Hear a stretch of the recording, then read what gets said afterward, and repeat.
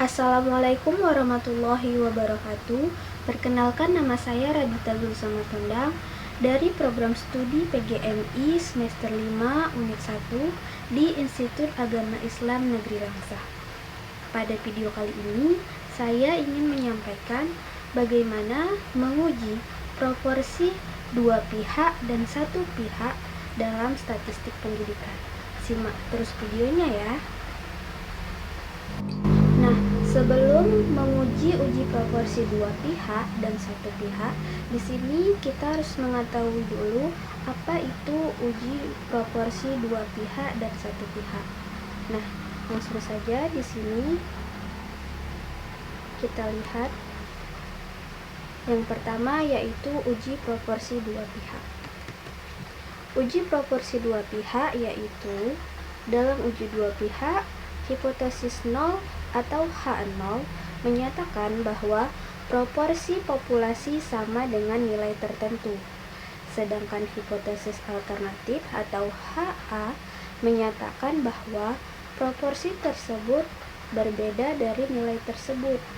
Dalam uji proporsi pihak 2, kita dapat mengetahui apakah suatu proporsi benar-benar berbeda dan nilai-nilai tertentu tanpa memandang arah perbedaannya. Nah, bunyi hipotesis uji proporsi dua pihak ini yaitu H0 berbunyi sama dengan dan H1 berbunyi tidak sama dengan. Berikutnya yaitu kriteria pengujian. Di sini ada 5 kriteria pengujian dalam uji proporsi dua pihak. Yang pertama yaitu tentukan hipotesis. Hipotesis 0 atau H0, P sama dengan P0. Proporsi populasi sama dengan proporsi yang diharapkan. Hipotesis alternatif H1, P bukan sama dengan P0. Proporsi populasi berbeda dari proporsi yang diharapkan. H0 diterima jika min Z dalam kurung 1 min alfa atau 2 kurang dari sama dengan Z kurang dari sama dengan Z 1 min alfa atau 2. Jadi H0 ditolak untuk hal lainnya. Yang kedua yaitu tentukan tingkat signifikansi.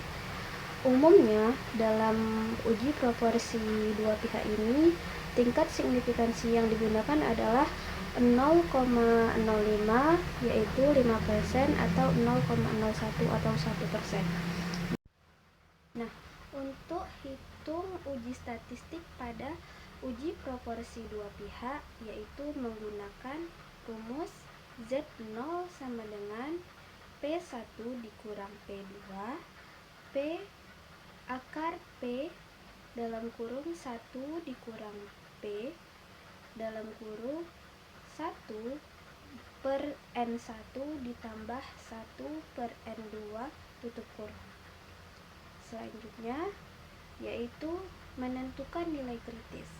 Di sini ada dua cara menentukan nilai kritis. Yang pertama, cari nilai kritis Z dari tabel distribusi normal sesuai dengan tingkat signifikansi yang telah ditentukan.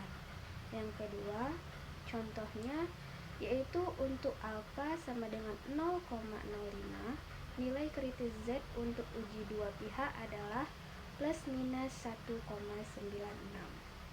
Yang terakhir yaitu ambil keputusan. Nah, kriteria pengujiannya yaitu jika nilai Z lebih besar dari nilai kritis positif atau 1,96 atau lebih kecil dari nilai kritis negatif yaitu min 1,96, maka hipotesis 0 atau H0 ditolak.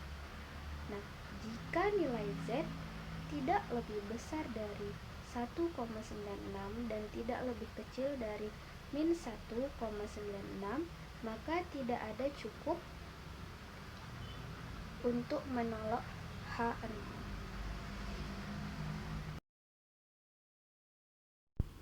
Baik, langsung saja. Di sini kita akan menguji soal untuk uji proporsi dua pihak. Di sini ada contoh soal, yaitu sebuah survei dilakukan untuk mengetahui apakah ada perbedaan proporsi antara pelanggan restoran A dan pelanggan restoran B yang puas dengan layanan yang diberikan. Diambil sampel acak sebanyak 300 pelanggan dari restoran A dan 400 pelanggan dari restoran B. Dari survei tersebut diketahui bahwa 180 pelanggan restoran A dan 220 pelanggan restoran B merasa puas dengan layanan restoran masing-masing. Pertanyaannya, apakah dapat disimpulkan bahwa proporsi pelanggan yang puas di restoran A lebih tinggi dibandingkan proporsi pelanggan yang puas di restoran B pada taraf signifikansi 5%?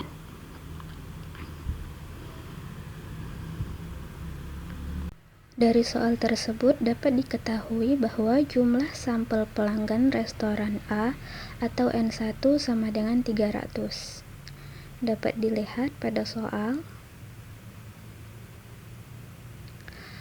Diambil sampel acak sebanyak 300 pelanggan dari restoran A. Ini membuktikan bahwa itu adalah N1.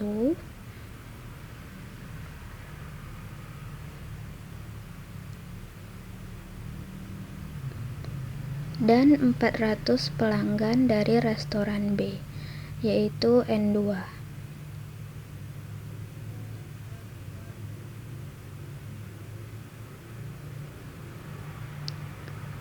Selanjutnya diketahui bahwa 100 pelanggan restoran A itu adalah X1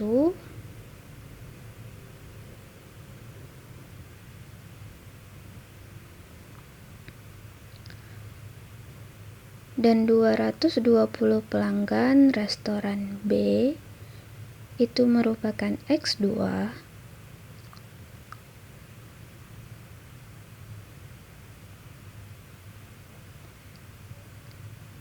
dan tingkat signifikansi alfanya yaitu 5% atau 0,05. Yang ditanya yaitu apakah proporsi pelanggan yang puas di restoran A lebih tinggi dibandingkan restoran B?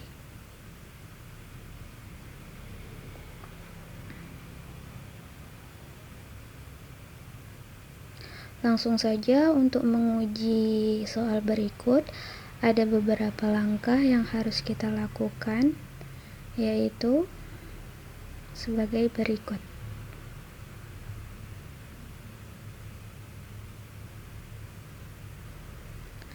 Langkah pertama yaitu menentukan formulasi hipotesis.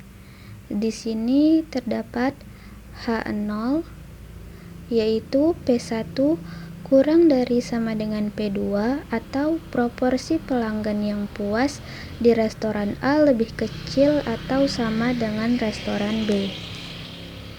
Lalu H1-nya P1 lebih besar dari P2 atau proporsi pelanggan yang puas di restoran A lebih besar dibandingkan di restoran B.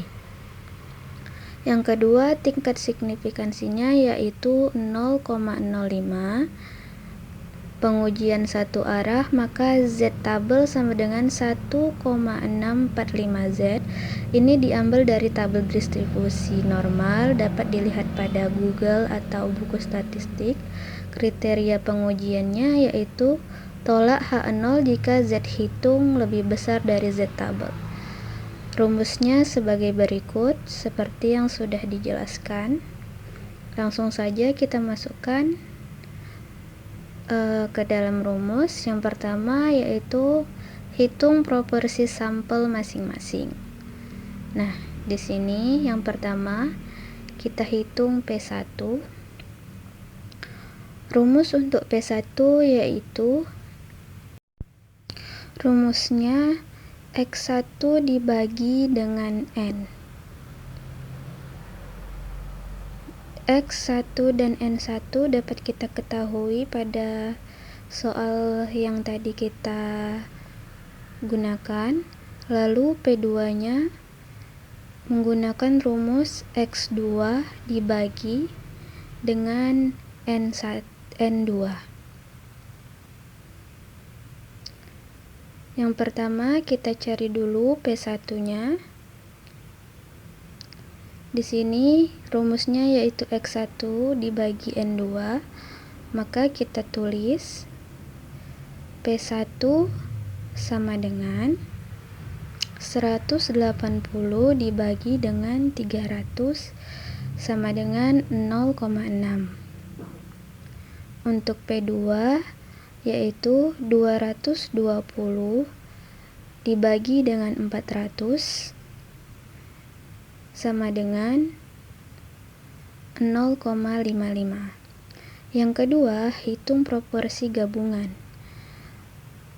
P gabungan itu rumusnya yaitu X1 ditambah X2 per N1 ditambah N2 sama dengan 180 ditambah 220 per 300 ditambah 400 sama dengan 400 dibagi 700 sama dengan 0,741. Langsung kita masukkan ke rumus Z0.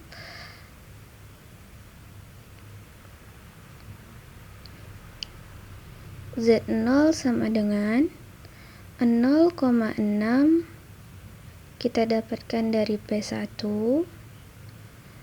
dikurang 0,55 kita dapatkan dari P2, lalu dibagi akar dari 0,5741 yaitu P gabungan dikali 1 dikurang 0,5741 dikali 1/300 ditambah 1/400.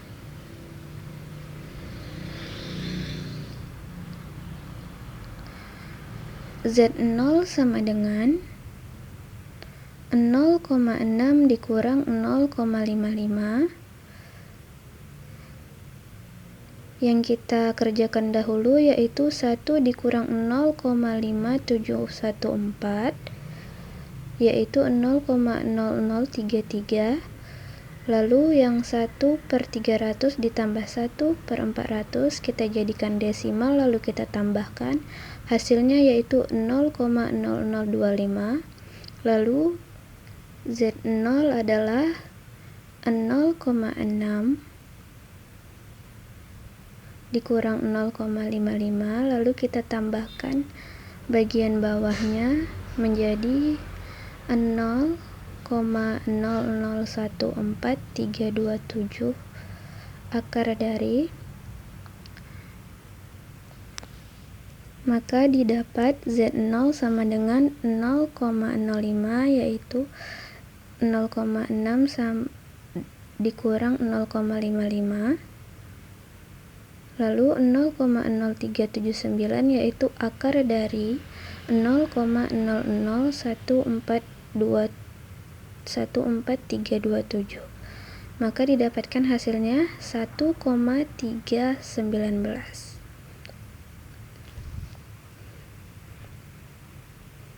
Nah, dapat kita ambil keputusan dari hasil berikut, yaitu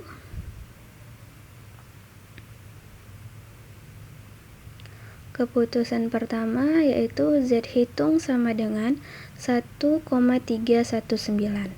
Z tabelnya yaitu 1,645, yaitu didapat dari tabel distribusi normal.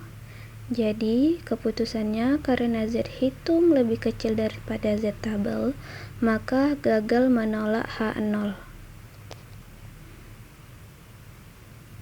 Kesimpulannya, pada taraf signifikansi 5%, tidak cukup bukti untuk menyimpulkan bahwa proporsi pelanggan yang puas di restoran A lebih tinggi dibandingkan proporsi pelanggan yang puas di restoran B.